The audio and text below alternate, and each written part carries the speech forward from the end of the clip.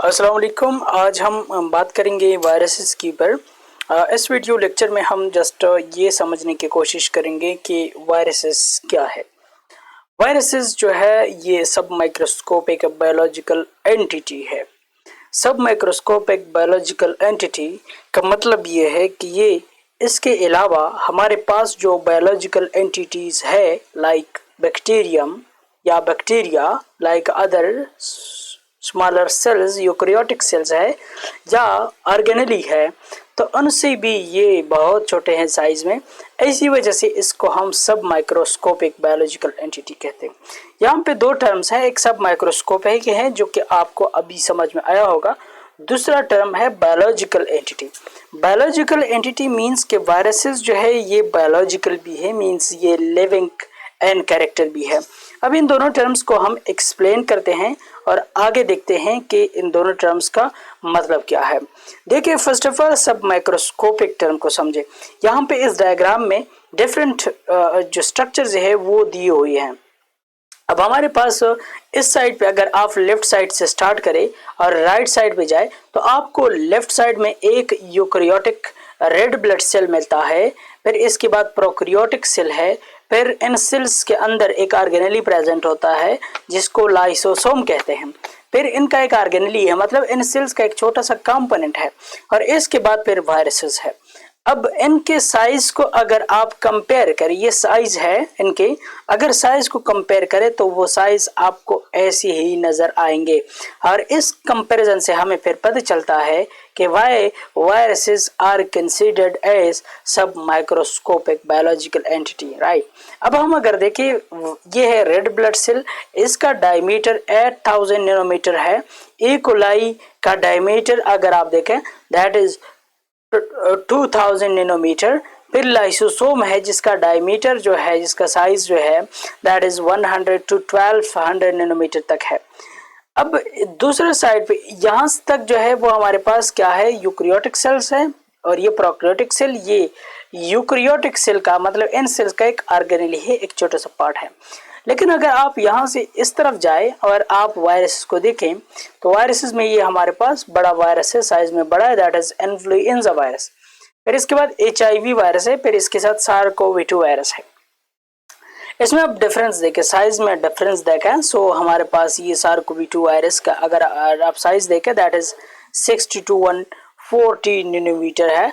And इसके बाद HIV virus हमारे पास है 90 to 160 नैनोमीटर। और इसके बाद हमारे पास इन्फ्लुएंजा वायरस का अगर आप साइज देखें that is 80 to 120 nanometer. Different sizes है इन वायरसेस की। अब अगर आप इसको कंसीडर करें हमारे पास इधर अगर आप कंसीडर करें तो आपको साइज का पता चलता है। ये साइज देखें इसका कितना छोटा है इस रेड ब्लड सेल से, इसका साइज अगर आप देखें इससे बहुत छोटा है।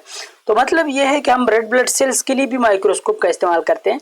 यहाँ पे अगर आप देखें तो इनका साइज बहुत ज़्यादा छोटा है, तो इसी वजह से हम इसको सब माइक्रोस्कोपिक बायोलॉजिकल एंटिटी कहते हैं। यहाँ पे कुछ इंपॉर्टेंट चीज़ ये भी है कि कुछ लोग वायरसेस को जिंदा मानते भी नहीं हैं। वो समझते हैं कि वायरसेस जो है वो नॉन लिविंग है, वो अपनी जगह पे ठीक है, उनके पास एविडेंसेस है, वो एविडेंस की बेस पे बात करते हैं।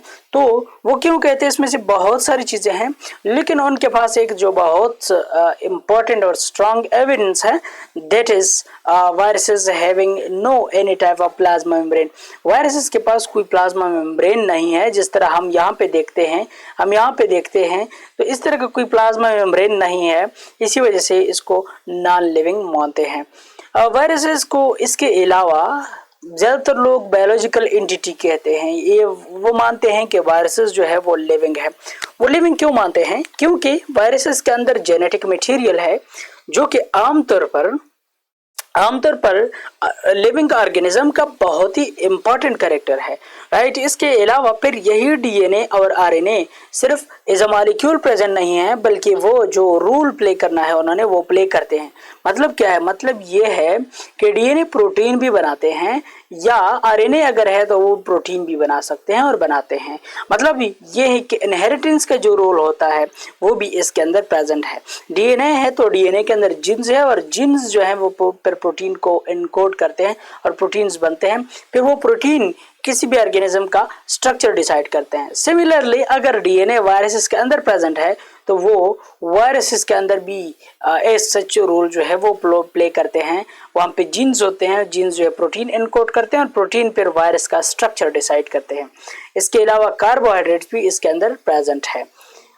यहाँ पे इससे पहले ये स्ट्रक्चर आप समझिए, क्योंकि ये ज़्यादा रिलेटेड है यहाँ इस इन दो सेंटेंसेस के साथ।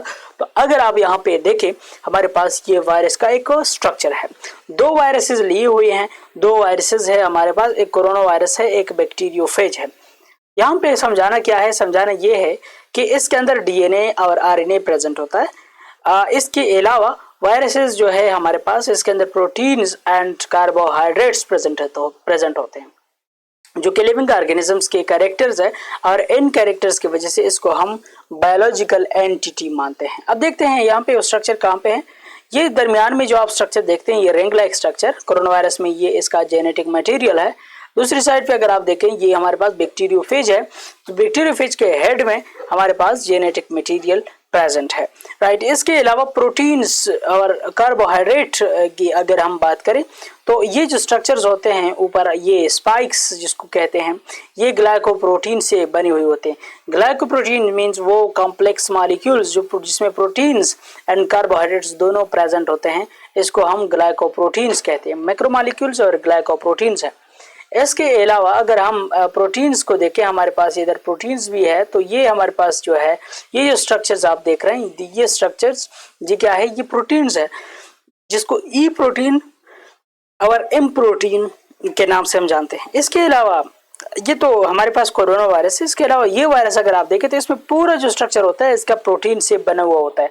अगर आप कैप्सिड की बात करें, मतलब हेड की बात करें, या टेल फाइबर्स की बात करें, या स्पाइक्स की बात करें जो इधर प्रेजेंट है, या इसके अलावा शीट की बात करें, तो ये सब कुछ प्रोटीन से बना हुआ होता है। तो इसी वजह से इसका ये जो स्ट्रक्चर है वो डिसाइड होता है by genes present and this DNA. अब यहाँ पे हमारे पास क्या, ओब्लिगेट पैरासाइट वायरस को कहते हैं। ये बहुत इंपॉर्टेंट कैरेक्टर है, ओब्लिगेट पैरासाइट वायरस को। ओब्लिगेट पैरासाइट क्यों कहते हैं, क्योंकि वायरसेस जो है वो होस्ट के बगैर रह ही नहीं सकते। वो अगर रहेंगे तो होस्ट के ऊपर रहेंगे, होस्ट से इसको अलग करें तो ये नॉन लिविंग बन जाती है, ये पार्टिकल बन जाते हैं। तो इसी वजह से इसको हम ओब्लिगेट पैरासाइट कहते हैं, राइट। अब एक इम्पॉर्टेंट चीज़ ये है कि वायरसेस, ऐसा नहीं है कि सारे वायरसेस खतरनाक होते हैं, कुछ वायरसेस बेनिफिशियल भी होते हैं for natural equilibrium, right, for the sustainability of life. अब ये इधर अगर आप देखें तो वायरसेस जो है वो हमारे पास एनिमल्स को भी इन्फेक्ट कर सकते हैं, इफेक्ट कर सकते हैं, प्लांट्स एंड बैक्टीरिया, मतलब जितनी भी लिविंग ऑर्गेनिजम्स है सबको इफेक्ट करते हैं। तो आज के इस वीडियो में हमने वायरसेस को जस्ट इंट्रोड्यूस करने की कोशिश की। नेक्स्ट वीडियो में हम इंशाल्लाह वायरसेस के साइज, इसकी ज्योमेट्री और डिफरेंट चीज़ों के ऊपर हम बात करेंगे। Thank you.